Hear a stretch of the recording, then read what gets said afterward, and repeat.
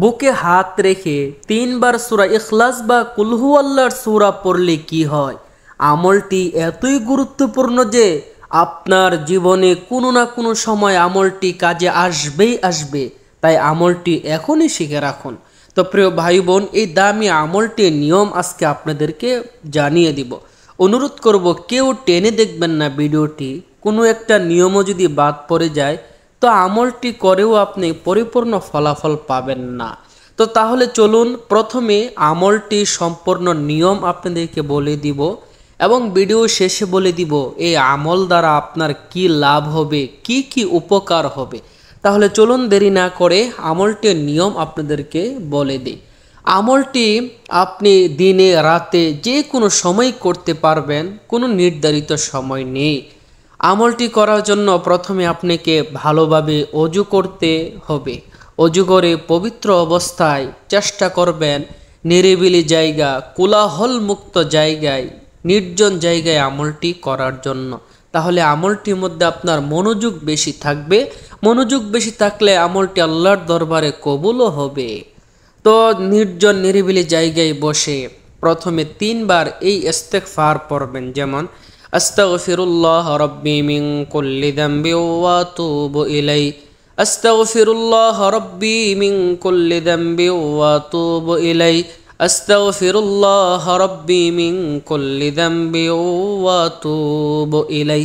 3 বার ইস্তেগফার পড়া শেষ। এবার 3 বার এই দুরূদ শরীফটা পড়বেন, যেমন আল্লাহুম্মা সাল্লি আলা মুহাম্মাদিন ওয়া আলা আলি মুহাম্মাদ কামা সাল্লাইতা আলা ইব্রাহিম ওয়া আলা আলি ইব্রাহিম ইন্নাকা হামিদুম মাজিদ।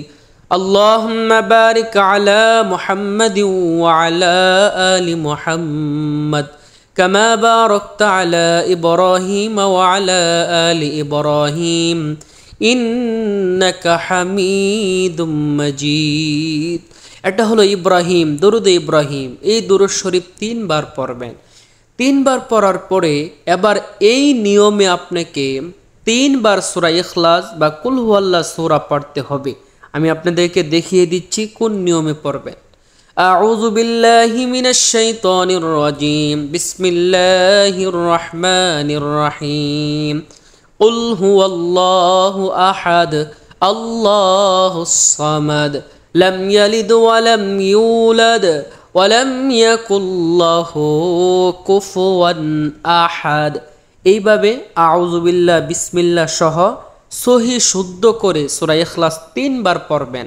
আর সূরা ইখলাস পড়ার আগে আপনার ডান হাত দিয়ে বুকের মধ্যে চাপ দিয়ে ধরবেন। প্রতিবার সূরা ইখলাস পড়ে আপনার বুকের মধ্যে একটা ফু দিবেন। 3 বার সূরা ইখলাস পড়া শেষ হলে আবার প্রিয় নবীর উপর 3 বার দুরূদ শরীফ পড়বেন। যদি হাতে সময় থাকে প্রথম যেই দুরূদ শরীফটা পড়ছেন সেটাই পড়বেন। আর যদি হাতে সময় কম থাকে তাহলে ছোট্ট একটা দুরূদ আছে, এই দুরূদটা 3 বার পড়বেন, যেমন সাল্লাল্লাহু আলাইহি ওয়াসাল্লাম, সাল্লাল্লাহু আলাইহি ওয়াসাল্লাম, সাল্লাল্লাহু আলাইহি ওয়াসাল্লাম। এই দুরূদ শরীফটা 3 বার পড়বেন। তো প্রিয় ভাই বোন, আমলটি করা শেষ হলো। এই আমলটি করার দ্বারা কি লাভ হবে, কি উপকার হবে, চলুন আপনাদেরকে জানিয়ে দিই। তার আগে ছোট্ট একটা অনুরোধ থাকবে, এমন সুন্দর সুন্দর ভিডিওগুলো নিয়মিত সবার আগে পেতে দয়া করে চ্যানেলটি এখনই সাবস্ক্রাইব করে দিবেন প্লিজ, বা পেজটি লাইক ও ফলো করে দিবেন। তো প্রিয় ভাই বোন, এই আমল করার দ্বারা আপনার কি লাভ হবে? আল্লাহ তাআলা কোরআনকে মানুষের জন্য রহমত হিসাবে পাঠিয়েছেন। কোরআন বুকে লাগালেই শান্তি, সকল অশান্তি দূর হয়ে যায়। তো এই আমলটি যখন আপনি বুকে হাত রেখে এই আমলটি করবেন, আপনার সকল অশান্তি আল্লাহ দূর করে দিবে। আমাদের কিন্তু মাঝে মাঝে অশান্তি লাগে, অস্থির লাগে, কোনো কিছু ভালো লাগে না, মেজাজ খিটখিটে হয়ে যায়, কারোর কথা শুনলেও রাগ হয়, খাইতে ভালো লাগে না, ঘুমাইতে ভালো লাগে না, বসতে ভালো লাগে না, শুধু অস্থির অশান্তি লাগে। ওই সময় আপনি এই আমলটা করে দিবেন, ইনশাআল্লাহ কোরআনের বরকতে আল্লাহ তাআলা আপনার অশান্তি অস্থিরতা দূর করে শান্তি দান করবে। তো প্রিয় ভাই বোন, আল্লাহ তাআলা আমাদের সবাইকে শান্তিময় সুখে জীবন দান করুক। সবাই কমেন্টে আমিন লিখে দিবেন।